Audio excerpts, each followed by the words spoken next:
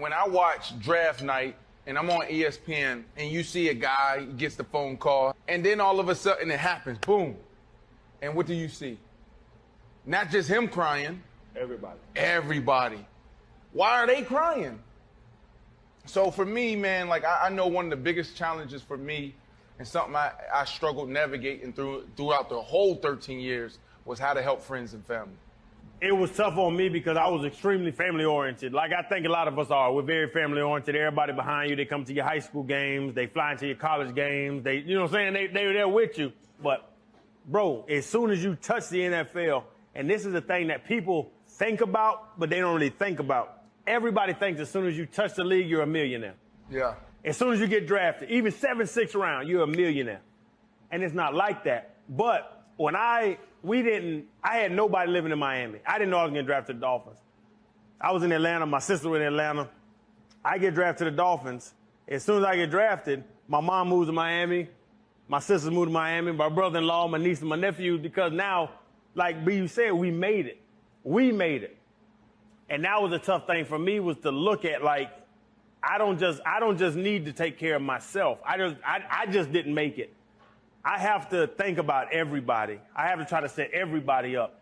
And we were talking about it off air where you were like, you wanted everybody to have a business. You wanted everybody to try to kind of feed off you. And I think that's the flaw. As an older man now, I didn't know this as a 20-year-old rookie, but as an older man now, you can't save everyone. If you give all your money out, then you're going to be broke, and you can't help anybody now, and we've all been retired for years. Okay, so you came in the league with that mentality. When did it shift? And when it did shift for you, was there any relationships broken? A lot of relationships broken. A lot, because one thing I did was I would always tell people, if you're paying rent, I will front the 20% mortgage. But a lot of people don't know this. Like, you can front 20% mortgage and get a hell of a rate. If you can put 20% on the table up front on whatever house or apartment or condo you have, you can get a hell of a rate. You can get, right now you can get under 4%, but you can get 4 to 5%, where I would say, so you're paying this person $1,500 a month.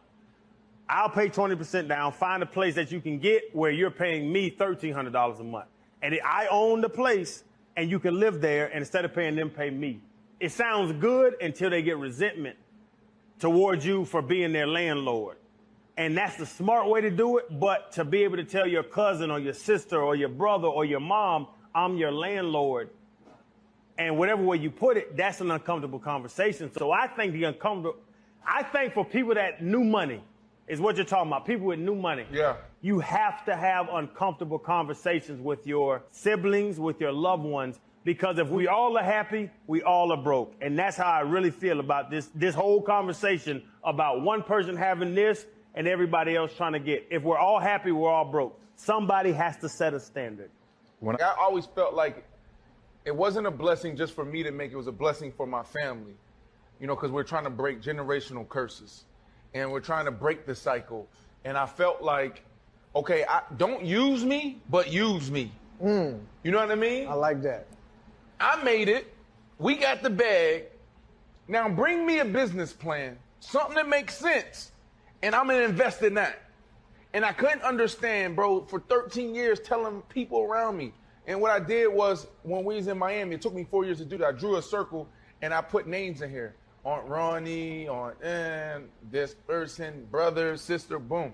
I said, okay, if these people come to me with they think, with everything together, I got them. I'll never say no.